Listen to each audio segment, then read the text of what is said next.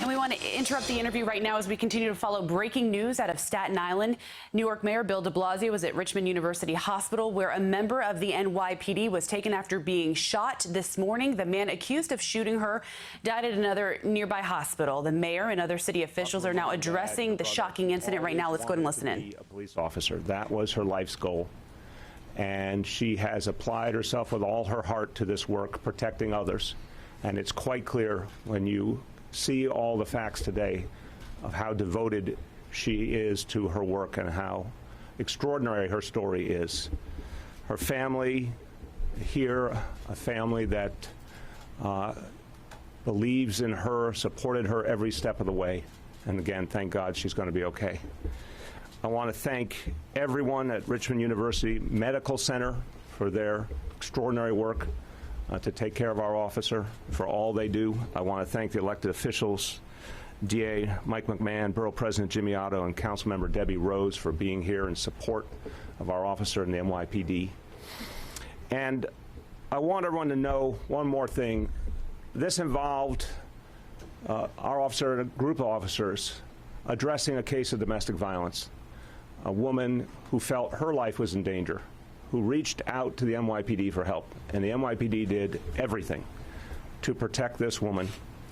And it sends a powerful message to all others who have been victims and survivors of domestic violence, who fear for their lives, how devoted the NYPD is to their safety.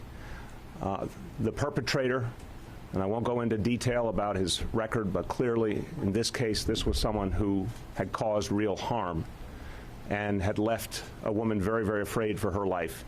The NYPD answered the call.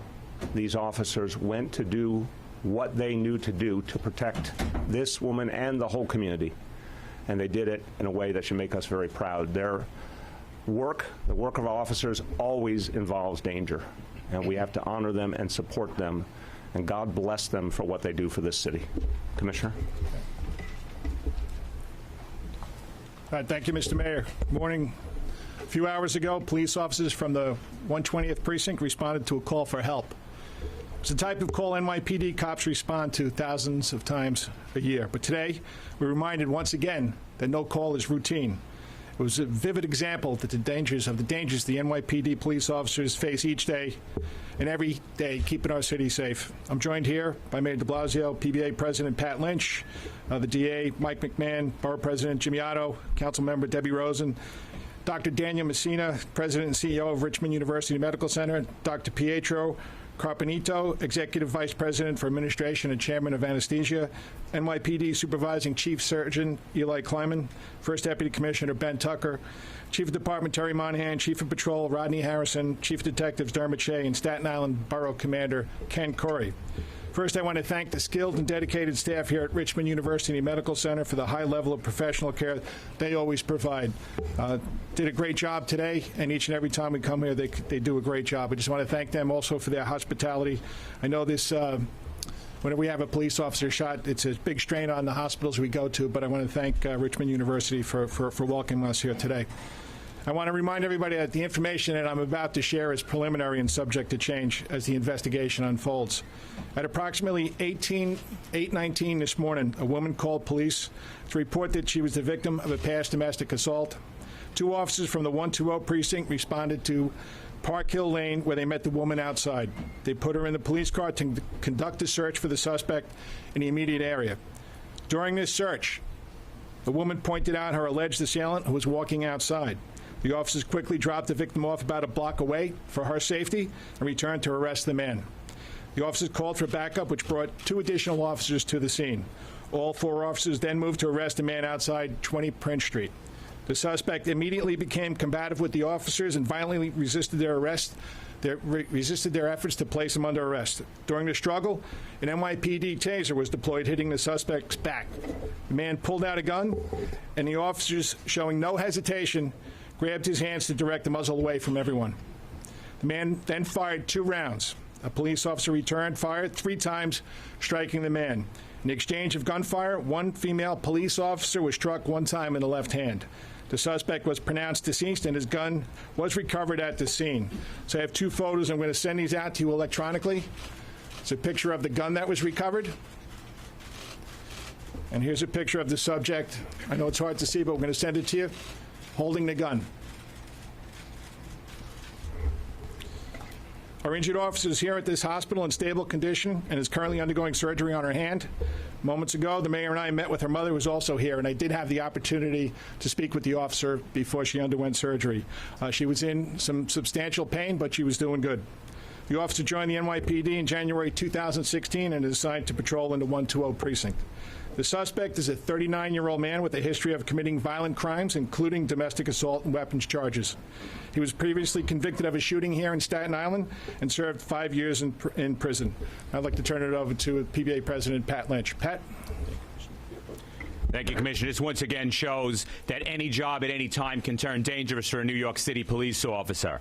But nonetheless, when that gun was raised in that perp's hands, our police officers didn't hesitate. They pushed right in, knowing that they can be injured and shot. And she was. Never hesitated. Right in. I also want to thank all the support we had outside this hospital today from the community that responded here to say thanks for what you do for our community on a regular basis. And equally important, how's our police officer? How's our police officer? That's extremely important. We want to thank Rumsey here for the professional doctors and staff, every last one of them, that welcomed us here during a chaotic time. Because of them, our police officer hopefully will be fine. All right, thanks, Pat. Take a couple of questions. Yep. So you said that the police officers had their hands on the suspect's gun. Were they trying to remove it when the other police officers... They grabbed his arm, so pointed the gun away from everyone. Yes. Whose gunfire struck the officer? The other officers or the suspect? It's still under investigation. Yes, sir. There was a bullet that had struck the suspect? That's under investigation. Was there anyone else involved in this who's been placed under arrest as a result of this? No, right now it's just the subject. Hold on, Peter. Was it the wounded officer who grabbed for the gun and what she was wounded? She's part of the struggle. I mean, this is all, we're going to have body-worn camera footage, so this is all part of the investigation. We're going to be able to see how it laid out step by step. Who took that picture you were holding?